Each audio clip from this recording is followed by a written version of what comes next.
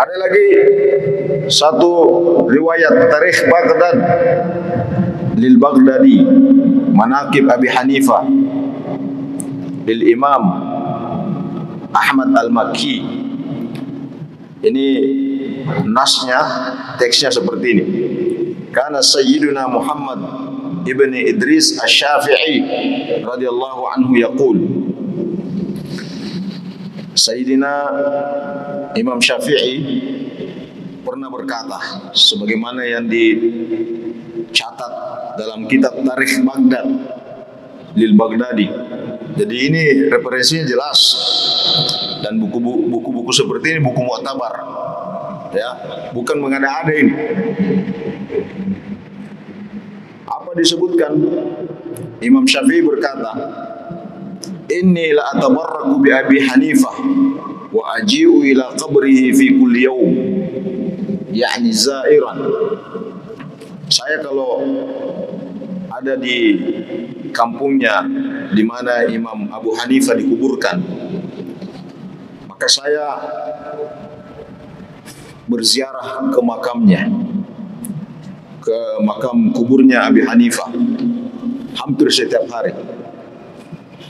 Fa idza aradtu li hajah shallaitu rak'atain wa ji'tu ila qabrihi wa sa'altu Allah Ta'ala al-haja indahu. Kalau saya ada hajat, maka saya salat 2 rakaat. Lalu kemudian saya berziarah ke makamnya dan saya mohon kepada Allah Subhanahu wa taala di samping makamnya. Jadi bukan memohon meminta kepada kuburan, bukan. Karena meminta kepada kuburan itu satu perbuatan syirik. Hanya menjadikan sebagai bentuk kedekatan bahwa orang ini bukan orang biasa di mata Allah. Dia manusia yang luar biasa, menjadi penerus Nabi. Maka Imam Syafi'i melaksanakan terlebih dahulu sebelum berziarah salat 2 rakaat, lalu kemudian menyampaikan hajatnya kepada Allah Subhanahu wa taala. Jadi riwayat-riwayat seperti ini banyak kita jumpai. Makanya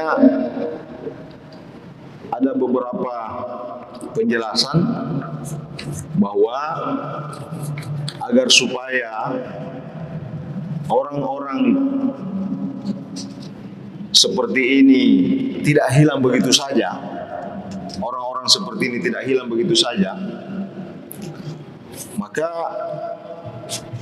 ada ulama yang menyatakan, dan itu berdasarkan sebuah riwayat juga, bahwa harus diberi penanda. Jadi orang-orang seperti ini ketika meninggal harus diberi penanda di makamnya, namanya kubah, supaya tadi klop dengan hadisnya Nabi, fahuwa qaiduhum. Orang seperti ini tuh menjadi pemimpin satu masyarakat. Jadi kalau ada misalnya makam, karena yang bersangkutan ini adalah ulama atau pejuangnya masyarakat itu, maka harus diberikan penanda. Tidak boleh disamakan dengan yang lain. Ini sebagai bentuk penghormatan. Yang kedua, sebagai pelajaran bagi masyarakatnya, orang belakangan, bahwa orang ini berjasa kepada agama, berjasa kepada umat, berjasa kepada bangsa. Itu boleh diberi penanda kubah sebagai bentuk penghargaan, sebagai bentuk penghormatan, dan juga manfaatnya kepada kita, seperti yang dilakukan oleh Imam Syafi'i kepada Imam Ahmad bin Hanbal. dan beberapa imam-imam yang lainnya.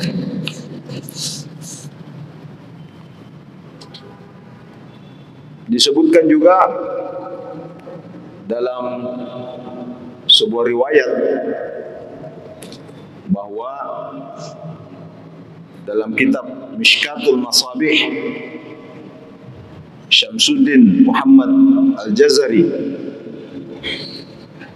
dalam satu kitab Al-Musamma bi Tashihil Masabih, apa kata beliau? Inni zurtu qabr al-Imam Muslim bin Naisabur wa qara'tu ba'da sahihihi ala sabil tayammuni wa tabarruk inda qabrihi wa ra'aitu athar al-barakati wa raja' al-ijabah fi turbatihi. Jadi kuburnya Imam Muslim di Naisabur. Imam Muslim itu banyak meriwayatkan hadis, dan posisi hadis, akurasi hadisnya itu menempati urutan kedua setelah Imam Bukhari. Ya, setelah Imam Bukhari. Apa kata beliau?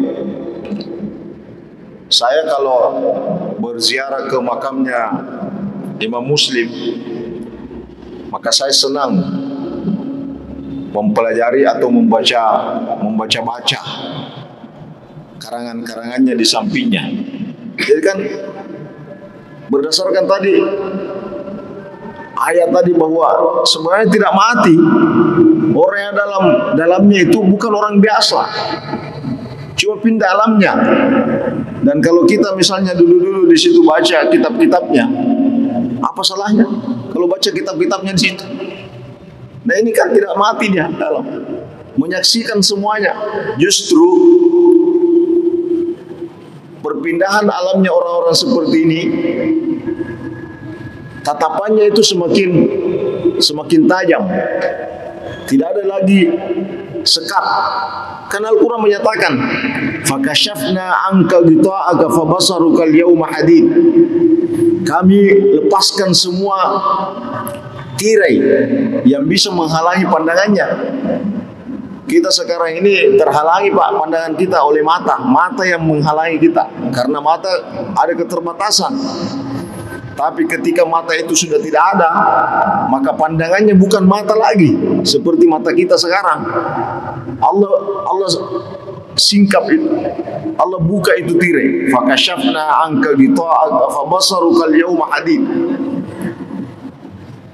Jadi inilah kalau kita pahami seperti ini, beda caranya orang berziarah ke makam Nabi dengan pemahaman seperti ini.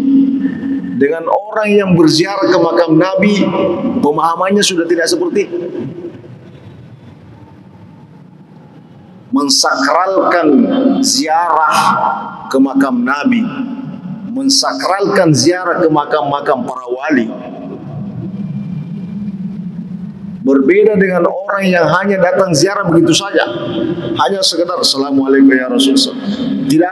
Tidak ada bekas spiritual sebagaimana yang disebutkan para ulama-ulama ini. Dan itulah maknanya berkah. Beda kalau orang yang tidak memahami berkah, hanya sekedar lewat begitu saja.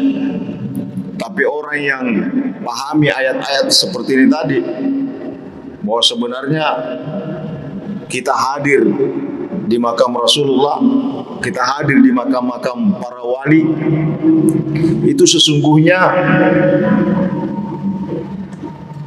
disaksikan oleh orang dengan Rasulullah. Rasulullah saksikan, para wali-wali itu menyaksikan, karena sesungguhnya mereka tidak meninggal. Farihina bima atahumullahu min fadlih wa yastabshiruna billadzina lam yalhaqu bihim min khalfihim. Jadi sesungguhnya mereka menikmati alamnya, menikmati kematiannya, dan mereka bergembira atas karunia yang Allah berikan kepada mereka. akan itu menjadi pelajaran bagi orang yang datang berikutnya. Itu ayat-ayat Al-Quran menjelaskan seperti itu.